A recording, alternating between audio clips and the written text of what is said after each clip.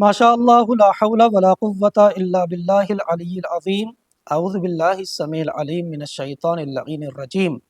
بسم اللہ الرحمن الرحیم الحمد للہ رب العالمین وبہ نستعین وہو خیر ناصر ومعین وصلی اللہ علی محمد وآلہ الاطیبین الاطہرین اللہم صلی علی محمد وآل محمد وعجل فرجہم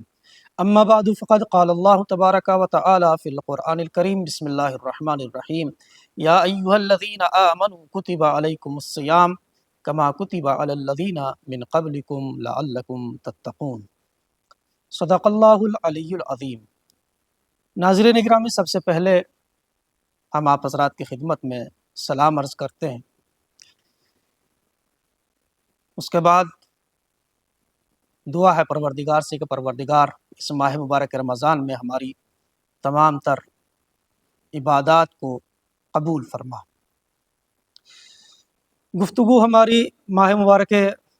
رمضان سے متعلق اور اس کے روزوں سے متعلق ہے۔ فطرت انسانی یہ ہے کہ انسان اس وقت تک کسی بھی عمل کو انجام دینے کے لیے تیار نہیں ہوتا ہے، آمادہ نہیں ہوتا ہے اور راضی نہیں ہوتا ہے جب تک اس کے سامنے اس کا فائدہ بیان نہ کیا جائے۔ جیسے ہی اس کو اس کا فائدہ بیان کر دیا جائے گا، اس کا ثواب بیان کر دیا جائے گا، تو پھر انسان کے اندر یہ جذبہ پیدا ہوتا ہے کہ اب اس عمل کو ہمیں انجام دینا چاہیے۔ اسی طریقے سے جہاں نماز کا ثواب ہے، نماز کا فوائد ہیں، ایسے ہی اللہ کی عبادات میں سے ایک روزہ ہے اور روزے کے بھی مختلف فوائد ہیں اور مختلف ثواب ہیں۔ کچھ فائدے روزے کے دنیاوی ہیں اور کچھ اخروی ہیں۔ ہم اس ایپیسوڈ میں اور اس گفتگو میں چند فائدے جو روزے سے انسان کو حاصل ہوتے ہیں اور روزے دار کو حاصل ہوتے ہیں اور روزے دار کو ملتے ہیں، ہم ان کو یہاں پہ ایک ایک کر کے بیان کرتے ہیں۔ اور بھی بہت سارے فوائد ہو سکتے ہیں، لیکن یہاں پہ مختصر طور پہ ہم آپ کی خدمت میں عرض کر رہے ہیں، اپنے دیکھنے والوں کی خدمت میں۔ سب سے پہلا ثواب جو روزے دار کو اور سب سے پہلا فائدہ کہ جو روزے دار کو ملتا ہے وہ یہ کہ انسان کو اس روزے کے وسیلے سے اور روزے کے ذریعے سے انسان کو سحر کے وقت اٹھنے کی عادت ہو جاتی ہے۔ سحر کے وقت اٹھنا اور جاگنا خود اپنی جگہ پر ایک بہت زیادہ ثواب کا حامل ہے اور اہمیت کا حامل ہے، اور اس سے انسان کو بہت زیادہ برکتیں ملتی ہیں، رحمتیں ملتی ہیں۔ جیسا کہ خود رسول اسلام نے فرمایا، ان اللہ وملائکتہ یصلون علی المستغفرین بالاسحار، اللہ اور اس کے ملائکہ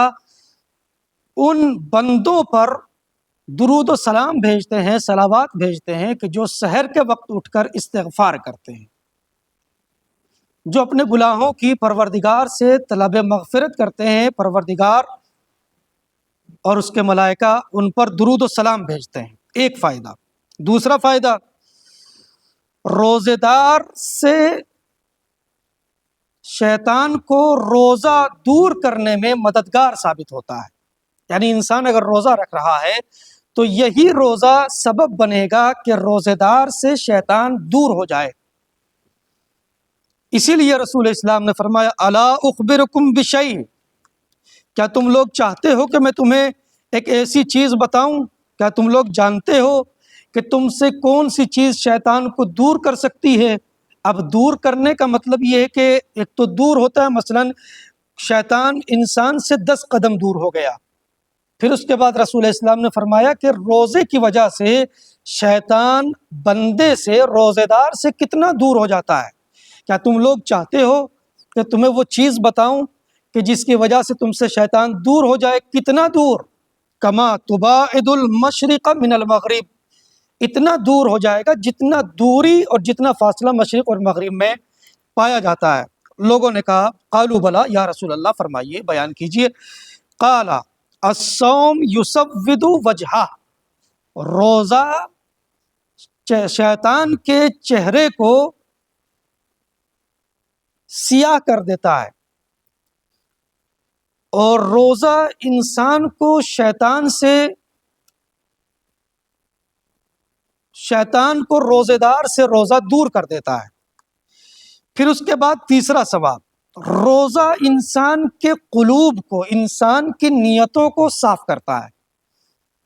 اور انسان کے قلب کو پاک و پاکیزہ بناتا ہے۔ روایت میں ہے الصوم یمیت مراد النفس وشہوۃ الطمع وفیہ صفاء القلب، یعنی اسی روزے کی وجہ سے اگر کوئی انسان چاہے کہ میرے یہاں صرف اور صرف خلوص پایا جائے، میں سچے دل سے اور صدق دل سے اپنے پروردگار کی عبادت کر سکوں، تو ایسے انسان کے لیے روزہ بہترین مددگار ثابت ہوتا ہے اور بہترین معاون ثابت ہوتا ہے۔ چوتھا فائدہ، روزہ انسان کو متقی بناتا ہے، جیسا کہ خود یہی آیت جس کو ہم نے ابتدا میں سرنامہ کلام قرار دیا ہے، اس آیت میں بھی محصول روزہ اللہ نے تقوی کو قرار دیا ہے کہ ہو سکتا ہے کہ تم روزہ رکھنے کی وجہ سے متقی بن جاؤ، اور تقوی اس لیے بھی ضروری ہے ناظرین گرامی کہ ہر انسان متقی ہو، اس کے یہاں تقوی پایا جائے، اس کے یہاں خوف خدا پایا جائے۔ کیوں؟ اس لیے کہ ان خیر الزاد التقوی، یعنی اگر انسان سفر آخرت پہ جانا چاہتا ہے، اور سب جائیں گے یقیناً، تو وہاں جو سامان کام آنے والا ہے، اس سامان میں سب سے بہترین سامان، سب سے بہترین زاد راہ تقوی ہے۔ اور تقوی انسان کو کب ملتا ہے؟ جب انسان روزہ رکھتا ہے، تبھی انسان متقی بن جاتا ہے۔ چھٹا فائدہ، روزہ انسان کو پروردگار کا محبوب بنا دیتا ہے۔ پروردگار روزے دار کو بہت دوست رکھتا ہے۔ اوحی اللہ، روایت میں اوحی اللہ تعالی الی موسیٰ لخلوف فم الصائم، مجھے روزے دار کے دہن سے جو بو نکلتی ہے مجھے بہت زیادہ پسند ہے۔ اللہ نے جناب موسیٰ سے خطاب کیا، اور موسیٰ، مجھے روزے دار کے دہن سے نکلنے والی خوشبو اور بو بہت پسند ہے۔ اس کے بعد ایک فائدہ اور، روزے دار جب روزہ رکھتا ہے تو اسے ایک خاص قسم کی رضامندی، سرور اور خوشی حاصل ہوتی ہے۔ اسی لیے رسول اسلام نے فرمایا للصائم فرحتان، روزے دار کے لیے جو روزہ رکھتا ہے اس کو روزے کے بعد دو خوشی حاصل ہوتی ہیں، عند افطارہ و عند لقاء ربہ۔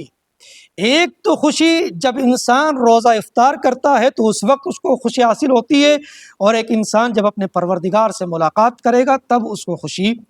حاصل ہوگی۔ یعنی ایک انعام اس کو دنیا میں ملنے والا ہے، اور ایک انعام اور ایک خوشی کا تعلق آخرت سے ہے۔ روزے دار کی تمام تر دعائیں مستجاب ہیں، مقبول ہیں، اللہ کی بارگاہ میں قبول ہوتی ہیں، جیسا کہ صادق آل محمد امام جعفر صادق علیہ السلام نے بھی ارشاد فرمایا نوم الصائم عبادہ، روزے دار کا سونا عبادت ہے، وصمتہ تسبیح، اس کا خاموش رہنا تسبیح کا ثواب رکھتا ہے، وعملہ مضاعف، اور اس کا ہر عمل دو گنا ہے، اس سے دو گنا ثواب عطا کیا جائے گا،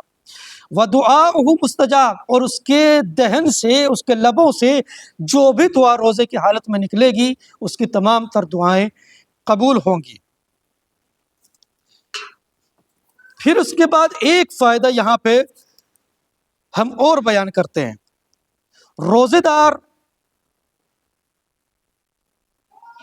کے شامل حال اللہ کی دعا ہوتی ہے اور ملائکہ کی دعا ہوتی ہے، یعنی روزے دار کے لیے خود اللہ دعا کرتا ہے اور اس کے ملائکہ دعا کرتے ہیں۔ اسی لیے چھٹے امام نے فرمایا ان الصائم لیرتع فی ریاض الجنہ وتدعو له الملائکہ حتی یفطر، مولا فرماتے ہیں کہ روزے دار بہشت کے باغوں میں سے، جنت کے باغوں میں سیر کرے گا، اور اللہ کے ملائکہ اس کے لیے دعا کرتے ہیں جب تک وہ افطار نہیں کر لیتا۔ پھر اس کے بعد روزہ کا سب سے بڑا فائدہ یہ ہے کہ اسی روزے کے ذریعے اگر انسان چاہے تو اپنی بہت ساری مشکلات کا علاج کر سکتا ہے، لیکن ہماری مجبوری یہ ہے کہ ہم طرح طرح کی نظریں، منتیں، اپنی مشکلات کو دور کرنے کے لیے نظروں کا سہارا لیتے ہیں، منتوں کا سہارا لیتے ہیں، لیکن جو اسلامی طریقہ ہے، جو قرآنی طریقہ ہے، ہم ان تمام چیزوں پر عمل پیرا نہیں ہوتے. جیسا کہ خود اسی روزے کے لیے قرآن مجید نے کہا یا ایھا اللہ بسم اللہ الرحمن الرحیم یا ایھا الذین آمنوا استعینوا بالصبر والصلاۃ، اے صاحبان ایمان اپنی تمام تر مشکلات کا حل، اپنی تمام تر مشکلات کا علاج روزے کے ذریعے کرو اور نماز کے ذریعے کرو. یعنی اگر ہمیں اپنی کسی مشکل کو برطرف کرنا ہے اور دور کرنا ہے، نہ یہ کہ ہم دوسرے خرافات کی منتیں مانیں اور نظریں مانیں، بلکہ ہمیں اس طریقے کی جو اسلامی نظریں ہیں اور قرآن کی نگاہ سے جو مشکلات کا حل ہے، ہمیں اس پر عمل کرنا چاہیے.